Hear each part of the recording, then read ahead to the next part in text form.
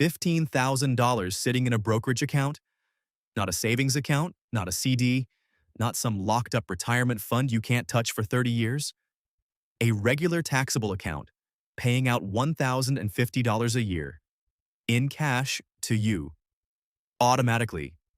And the IRS taking almost nothing from it.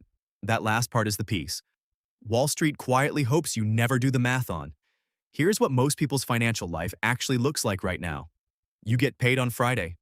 By Tuesday, the money is already spoken for. Rent, insurance, the car note, the subscription you forgot to cancel.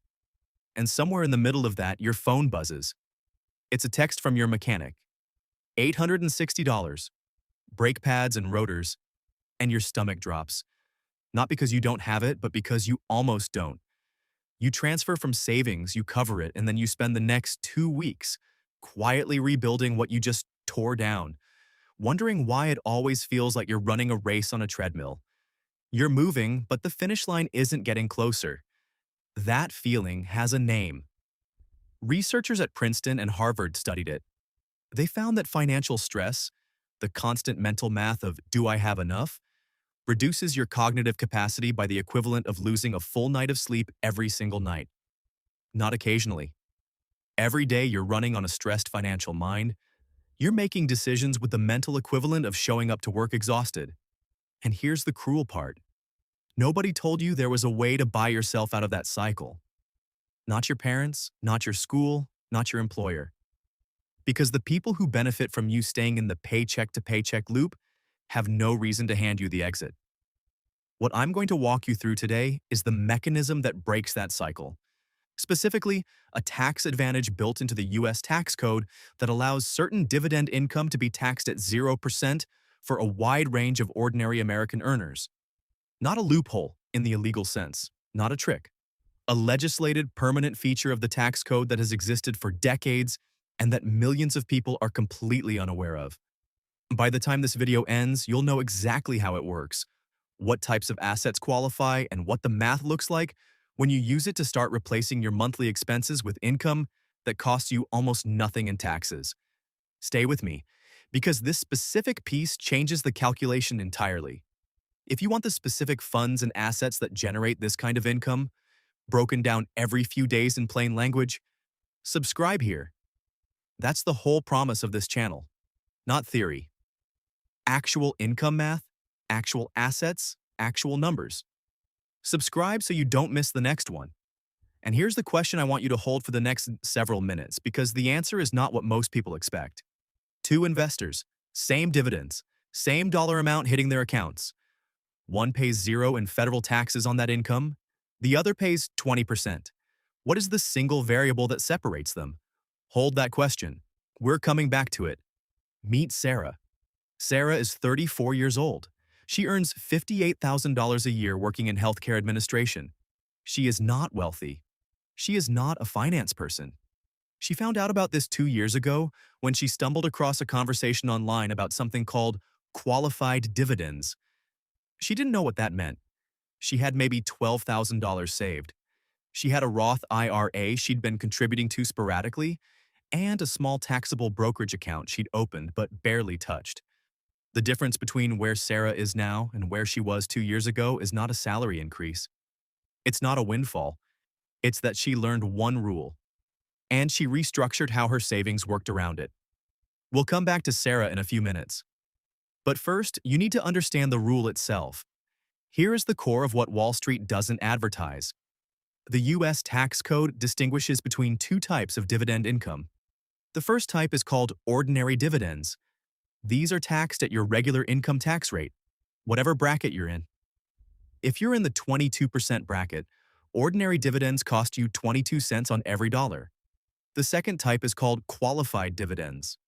And qualified dividends for single filers earning up to roughly $47,000 a year in taxable income, or married filers earning up to roughly $94,000, are taxed at 0%. 0, not 2%. Not 5%. 0. That number sounds too clean to be real. And in a minute, I'm going to show you exactly what it means in dollar terms at a scale most beginners can actually reach. But first, you need to know what makes a dividend qualified, because not all dividends automatically qualify. For a dividend to be taxed at the 0% rate, it needs to meet three basic criteria. 1. It has to be paid by a U.S. corporation or a qualifying foreign corporation. 2. The stock paying the dividend has to be held for more than 60 days during the 121-day window surrounding the ex-dividend date. That's the holding period rule. It's the IRS's way of ensuring you're an actual investor, not someone gaming the calendar. And 3, it has to come from a type of asset that the IRS includes in the qualified dividend category. Here's what that means in plain terms. If you buy shares of a stable U.S. dividend-paying company or a qualifying exchange-traded fund, and you hold it, the dividends it throws off are almost certainly qualified. You don't have to do paperwork. You don't have to file special forms. Your brokerage will label them on your tax statement. You own the asset, you collect the income. And below those income thresholds, you owe the federal government nothing on it. Now here's where it gets genuinely interesting. Because the math on this isn't just about saving a few $100s at tax time. When you stack the 0% rate on top of compound growth, you get an acceleration that most people never see coming. And that's the next piece. Let's run the numbers at a scale a beginner can actually work with. Say you have $10,000 to start. You invested in a diversified dividend ETF that yields 4% annually in qualified dividends. That's $400 a year in income. Under the 0% qualified dividend rate, you keep all $400. You reinvest it. Now you have $10,400 generating dividends. Next year, it's not 400, it's 416. The year after, 432. That doesn't sound dramatic in year 2, but carry that 10 years forward and your $10,000, without adding a single cent, has grown to roughly $14,800 and is generating nearly $600 a year in tax-free dividend income. Now add in consistent monthly contributions, even $200 a month. Carry it 10 years forward at the same 4% yield. You're not at $14,000. You're approaching $50,000, generating close to $2,000 a year in income. Almost entirely untaxed at the federal level if your total taxable income stays under those thresholds. But here's the part that changes everything about that projection. And it has nothing to do with the math. It has to do with a psychological shift that happens at a specific dollar amount. We're getting to that. Hold on. Before we go further, where are you right now? Are you at 0, meaning you have savings sitting in a bank account doing nothing? Are you at the beginning, meaning you have a brokerage account but haven't really thought about what's in it?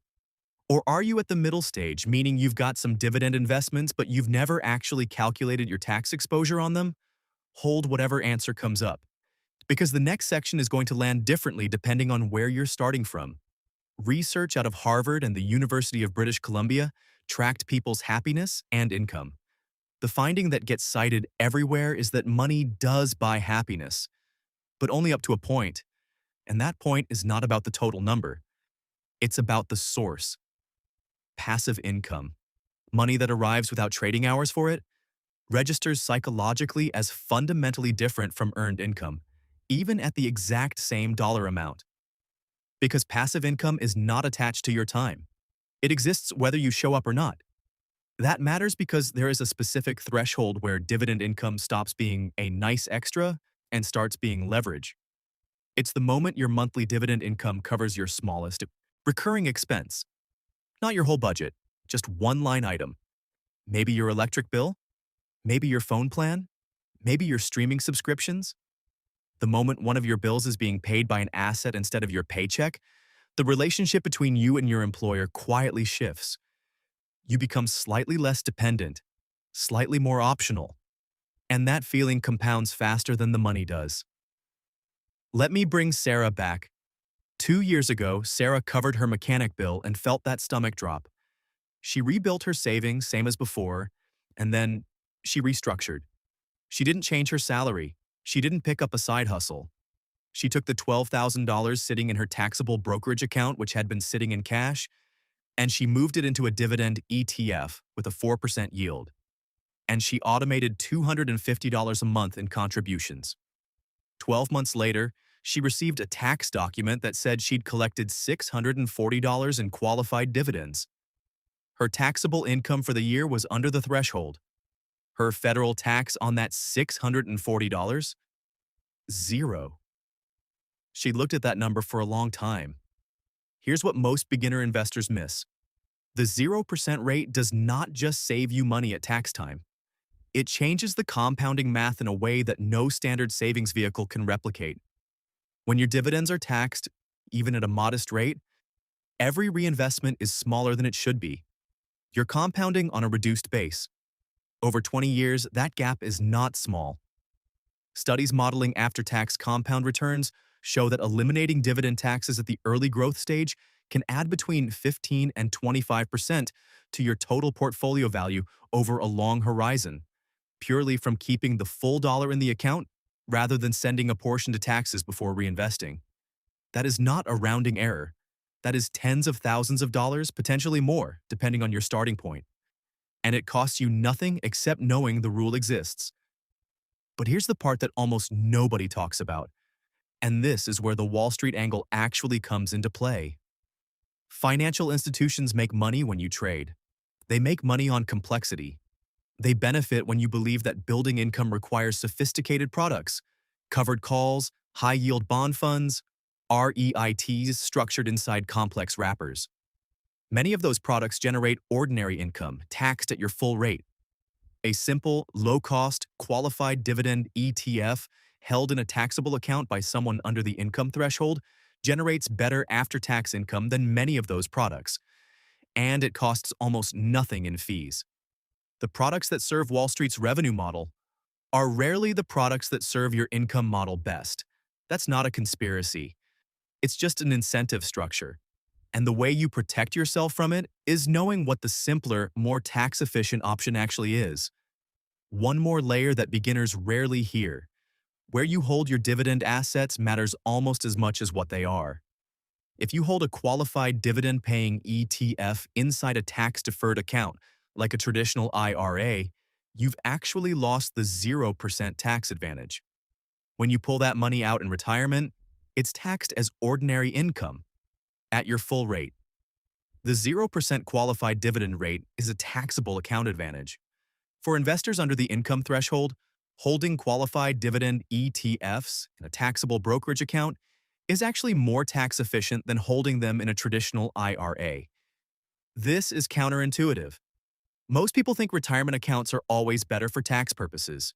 They're not when the asset produces qualified income and your total taxable income is below the threshold. This is one of the few cases where the taxable account wins. And it's the kind of structural insight that changes how you think about where to put your next dollar. Back to the flash forward I opened with. $15,000, $1,050 a year, almost no taxes. Here's the full picture. $15,000 invested in a qualified dividend ETF at a 7% yield, which is achievable with certain higher yield dividend funds, generates $1,050 per year. For a single filer with a total taxable income under roughly $47,000, the federal tax on that income is zero. None. The full $1,050 stays in your account. You reinvest it. It compounds. And the following year, the base is larger. That is not a projection built on optimism.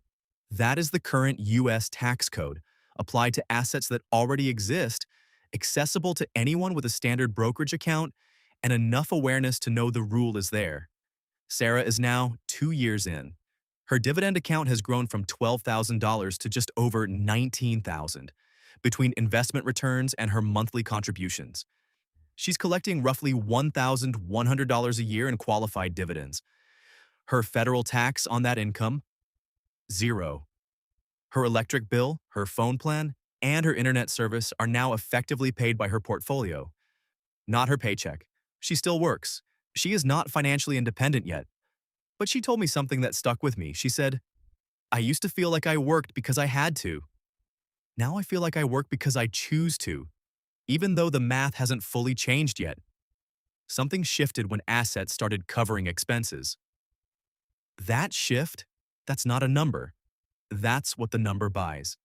The answer to the question I planted at the beginning is this. It's not the asset. It's not the strategy. It's not even the income level. The single variable that separates the investor paying zero from the one paying 20% on identical dividends is whether the dividend is qualified and whether the investor knows to hold it in the right account at the right income level to activate the 0% rate. Same dividend, same dollar amount, two completely different tax outcomes, separated entirely by awareness. That awareness is what you now have. Now here's the next piece. Because knowing the tax advantage exists is one thing. Knowing exactly how to deploy a specific amount of capital to generate your first $1,000 in recurring dividend income is another. I put together a full breakdown on exactly that. The specific strategy, the specific type of asset, and the math behind turning a modest starting amount into a real monthly income stream. It's called the $1,000 dividend strategy nobody talks about, and you can watch it right now on the screen. If today's video opened the door, that one shows you the floor plan inside.